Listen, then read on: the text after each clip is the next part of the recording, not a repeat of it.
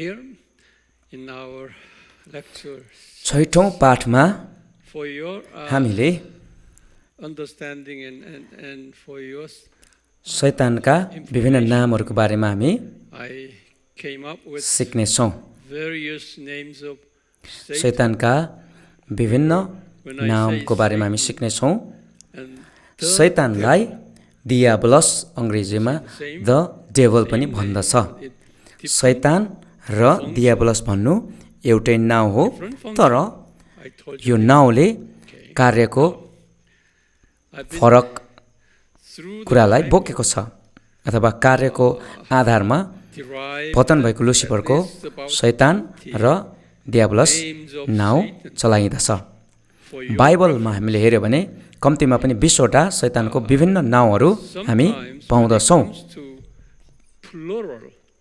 बाइबलमा हेर्दै गर्दा कतिपटक डियाबलस भन्ने शब्द बहुवचनमा आयो भने त्यो चाहिँ शैतानको मातहतमा भएको शैतानलाई पछ्याउने पछ्यौटाहरूलाई जनाएको हो। शैतानको पछ्यौटेहरूलाई पनि डियाबलसहरू भन्ने शब्द चलाइएको छ। कति भाषामा उल्था गरेको बाइबलमा यो कुरा स्पष्ट छैन, तर अंग्रेजीमा स्पष्टसँग डिमन्स अथवा डिभल्स भनिकन चलाएको छ। डिभल्स भनिकन बहुवचन चलाएको छ। बाइबलले शैतानको विभिन्न नामहरूलाई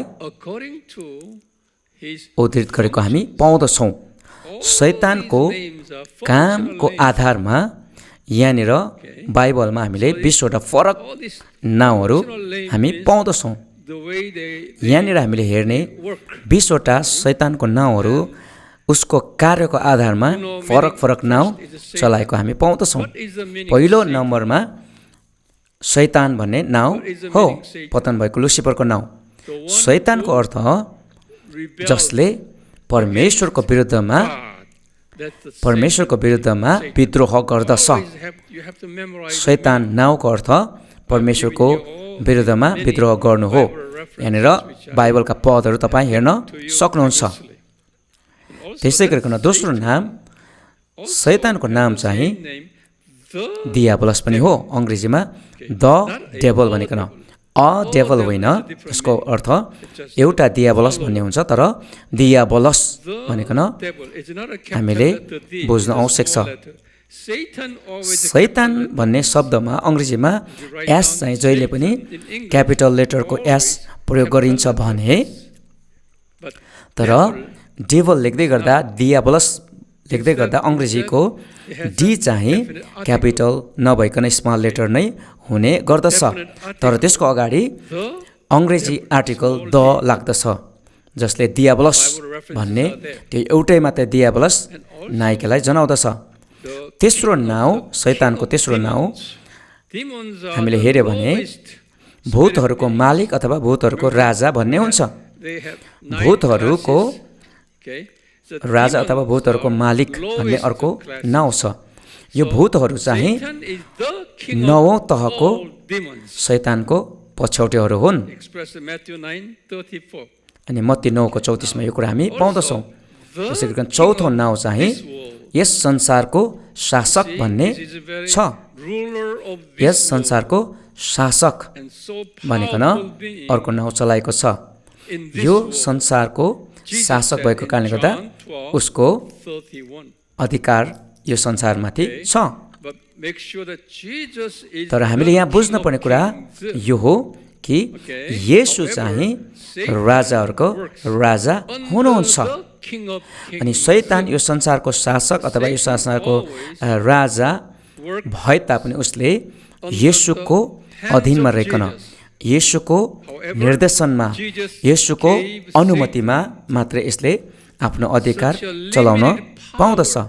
येशूले यसलाई सीमित अधिकारमा यसलाई संसारको शासकको रूपमा नियुक्त गर्नुभएको छ। अनि उसले यो शैतानले आफ्नो अधिकार चलाउँदै गर्दाखेरि येशूको अनुमति लिनुपर्छ। शैतानले यो संसारको राजा अथवा यस संसारको शासकले कहिले पनि आफ्नो स्वइच्छामा स्वस्फूर्ततामा चाहे जति चाहेको तरिकामा उसले आफ्नो अधिकार चलाउन पाउँदैन। त्यो अर्थमा उसको अर्को नाउँ चाहिँ के हो भन्दा यस संसारको शासक बनिकन। पाँचौं नाउँ चाहिँ आकाशको शक्तिको मालिक हो। शैतानको अर्को नाउँ आकाशको शक्तिको मालिक हो। दियाबलस र अरू साना दियाबलसहरू पन्छी जस्तै उनीहरू उड्ने गर्दछ।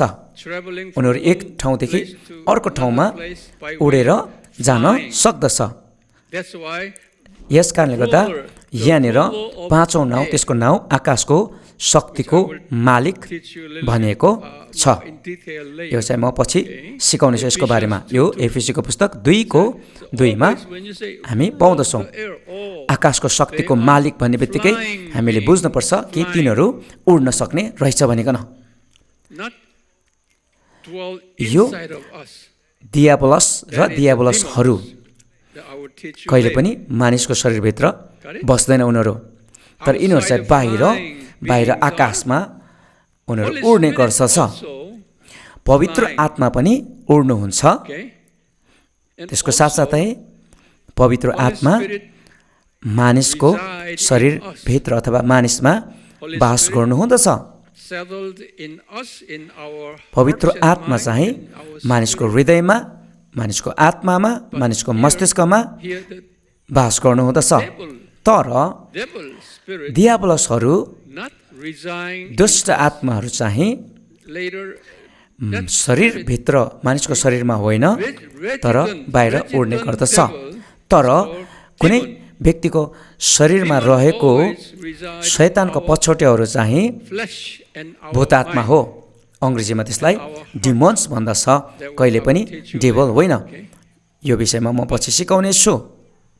तर नौ तहको शैतानको पछौटेहरू डिमन्स भूतात्मा बाहेक अरू दियाबलसहरू चाहिँ मानिसको शरीरमा नबसिकन बाहिर उड्ने दुष्ट आत्मा, त्यो भूत दियाबलसहरू हो। त्यसै गरिकन अर्को नाउँ पावलले दोस्रो कोरिन्थीको पुस्तक 4:4 शैतानको अर्को नाउँ यसरी बताए, यस संसारको देव भनिकन। शैतानको अर्को नाउँ चाहिँ 6औं नाउँ चाहिँ यस संसारको देव हो। जति पनि संसारमा धर्महरू छन्, हिन्दू धर्म,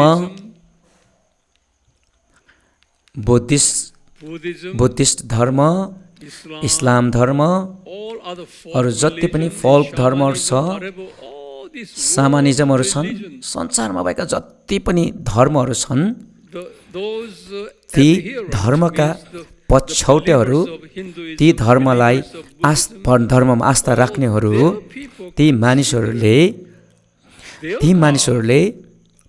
आफ्नो देव मानेर पुज्दै गरेको तिनीहरूको देवता अथवा देव चाहिँ शैतान नै हो। हिन्दूहरूले पुज्ने उनीहरूको देव पनि शैतान, बुद्धिस्टहरूले पुज्ने तिनीहरूको देव पनि शैतान नै हो। जति पनि अरू संसारमा भएका साना ठुला इस्लाम धर्मदेखि लिएर सबै धर्मले पुज्दै गरेको, मान्दै गरेको उनीहरूको देव चाहिँ शैतानको मातहतमा रहेको शैतानको पछौटेहरू नै हुन्। तिनीहरू चाहिँ शैतानको मुनिका पछौटेहरू हुन्। यस कारणले गर्दाखेरि शैतानको अर्को नाउँ यस संसारको देव हो। अनि जति पनि त्यो शैतानभन्दा मुनिका उसका पछौटेहरू छन्, उनीहरू चाहिँ यो संसारको साना देवहरू हुन्। सबै धर्मका ईश्वरहरू Satan. यस संसारको देव Satan is शैतानको under अधीनमा छन् Jesus. अनि यस संसारको देव शैतान चाहिँ सृष्टिकर्ता येशूको अधीनमा छ। त्यसै गरिकन अर्को शैतानको नाउँ सातौं नाउँ चाहिँ Satan अजिङ्गर हो। describes as बाइबलले अजिङ्गर भनिकन भन्दछ। Revelation प्रकाशको पुस्तक 20 verse 20 को 2 मा हामी पाउँदछौँ। dragon always अजिङ्गरले actually अजिङ्गरले figurative actual shape अजिङ्गरले चाहिँ वास्तविक शैतानको आकारलाई पनि दर्शाउँदछ। why China शैतानको अर्को नाउँ अजिङ्गर हो अनि चाइनाले धेरैभन्दा धेरै अजिङ्गरलाई पुज्ने गर्दछ। चाइनामा बेसी अजिङ्गरको you have Puja snakes, गरिदछ। cobras, Hindu धर्ममा पनि dragons, all these, सर्प अजिङ्गर र कोब्रालाई पुज्ने गरिन्दछ। it's all यी सबै Satan शैतानको आराधना गर्नु र पुज्नु हो। त्यसै गरिकन अर्को नाउँ आठौँ नाउँ चाहिँ great ठुलो अजिङ्गर भनिकन बताउँदछ। ठुलो अजिङ्गर dragon. प्रकाशको Revelation पुस्तक chapter 12, 12 को 9 मा हामी यो नाउँ पाउँदछौँ। and you know त्यसै गरिकन शैतानको अर्को नाउँ सर्प भनिकन पनि बाइबलमा हामी पाउँदछौँ। उत्पत्ति 3 को 1 also serpent. प्रकाश 20 को 2 मा हामी पाउँदछौँ सर्प भनिकन चलाएको छ। यो नाउँ सर्पको नाउँ शैतानको अर्को नाउँ चाहिँ सर्प पनि हो। Snake is also यो symbolic सर्प animal. पनि साङ्केतिक रूपमा शैतानको प्रतिनिधित्व गर्ने जनावर हो। That is a त्यसै गरिकन अर्को नाउँ प्राचीन सर्प भनिकन 10औं नाउँ हामी पाउँदछौँ। प्राचीन सर्प भनिकन रेभलेसन प्रकाशको पुस्तक 12 को 9 ले बताउँदछ। अर्को 11औं नाउँ चाहिँ red dragon. रातो Revelation ठुलो रातो अजिङ्गर भन्ने नाउँ हो। प्रकाश 12 को 3 मा हामी पाउँदछौँ। रातो कलर यहाँनिर हामी बुझ्नु पर्दछ। ठुलो रातो अजिङ्गर अनि यो रातो रङ चलाउने देश पनि चीन अथवा चाइना नै हो। old dragon जुन ठाउँमा red dragon अजिङ्गरको पूजा गरिन्छ र त्यो पनि रातो खालको अजिङ्गरको पूजा चाइनाले गरेको हामी पाउँदछौँ। यो कुरा हामीले जान्नु आवश्यक छ। त्यसै गरिकन अर्को नाउँ 12औं नाउँ चाहिँ सारा संसारलाई not verse 12 just 12 बहकाउने the भनिकन deceiver of the अर्को 12औं नाउँमा हामी पाउँदछौँ। Revelation सारा संसारलाई बहकाउने 12 verse 9 it's a प्रकाशको पुस्तक always a lying and 12 को cheating 9 मा हामी spirit. यो पाउँदछौँ। See, we as a Christian ठगी गर्नु, sometimes the cheating and lying influence बहकाउनु when you are influenced by शैतानको काम चाहिँ त्यस्तै हो। the सारा satanic संसारलाई forces. बहकाउने। Okay, यदि कसैले the spirit चोरी गर्ने ठगी गर्ने काम गर्दछ भने mind, त्यो चाहिँ okay, शैतानको प्रेरणाबाट आएको हो। शैतानले उत्प्रेरित बनाएको हो। त्यसै गरिकन अर्को नाउँ चाहिँ दुष्ट आत्मा हो। 13औं नाउँ चाहिँ दुष्ट आत्मा हो। न्यायकर्ता 9 को 23 पदमा हामी यो नाउँ पाउँदछौँ। अर्को नाउँ 14औं नाउँमा दुष्ट मात्रै भनिकन हामी पाउँदछौँ। अनि 15औं नाउँ चाहिँ अन्धकारको शक्ति हो। अन्धकारको शक्ति 15औं नाउँ शैतानको अर्को नाउँ representing Satan अन्धकारको and the शक्ति। devil. And the- त्यसै गरिकन अर्को नाउँ 16औं नाउँ false angel झुठो of light, ज्योतिर्मय स्वर्गदूत। you know, यो पनि शैतानको अर्को नाउँ हो। appears as a light, but it- शैतान चाहिँ ज्योतिको रूपमा प्रस्तुत हुन्छ तर त्यो झुठो ज्योति हो। so you cannot make हामी कतिपटक यसलाई छुट्याउनु गाह्रो पर्दछ हामीलाई। झुठो ज्योतिर्मय स्वर्गदूत यो चाहिँ दोस्रो कोरिन्थी 11 को 14 मा हामी पाउँदछौँ। Jesus said the अनि येशूले शैतानलाई यसरी अर्को नाउँ दिनुभयो 17औं मा हत्यारा भनिकन। destroyer, हत्यारा भनिकन येशूले शैतानलाई अर्को नाउँ destroyer, दिनुभयो। oh, Jesus said a separator, येशूले killer, John शैतानलाई 10, चोर्ने मार्ने नाश पार्ने पनि and भन्नुभयो। also Jesus र त्यसै said गरिकन John 18औं नाउँ 10, चाहिँ झुटको पिता thief हो। and अनि robber. 19औं नाउँ चाहिँ चोर र डाकु Intentionally र describe 20औं the नाउँ role चाहिँ of Satan चोर्ने is मार्ने by र Jesus. नाश पार्ने And भनिकन father of हामी liars. पाउँदछौँ। John chapter यूहन्ना 8 को 8, 44. यूहन्ना 10 को 8 मा चोर र डाकु भन्ने नाउँ हामी 19औँ नाउँ हामी पाउँदछौँ। त्यसरी 20औँ नाउँ मैले अघि पनि भनिहालेँ, चोर्ने, मार्ने र नाश पार्ने शैतानको यो अर्को पनि नाउँ हो। यूहन्ना 10को 10मा हामी पाउँदछौँ। परमप्रभुले यी नाउँहरू शैतानलाई दिनुभयो। जो कोही जसले पनि केही कुरा अथवा कोही व्यक्तिलाई नाश गर्ने अथवा अलग गर्ने, चोर्ने काम, झुट बोल्ने काम गर्दछ भने त्यो व्यक्तिलाई शैतानले उत्प्रेरित गरेको हो। शैतानको उत्प्रेरणामा अनि दुष्ट आत्माको उत्प्रेरणामा ती सबै व्यक्ति कुनै व्यक्तिले गरिरहेको हुँदछ। यी सबै नाउँहरू, यी सबै नाउँ शैतानका फरक फरक नाउँहरू हुन्। अवस्था हेरिकन यी सबै शैतानको नाउँहरू हामी बताउन सक्दछौँ। तपाईँहरूको सहायताको लागि मैले यहाँनिर कम्तीमा पनि 20वटा शैतानको फरक फरक नाउँहरू मैले यहाँ दिएको छु। 20वटा नाउँहरू यहाँनिर मैले बताएको छु। के उत्साहित हुनुहुन्छ? आमेन। परमेश्वरले आशिष गर्नुभएको होस्। आमेन। आमेन।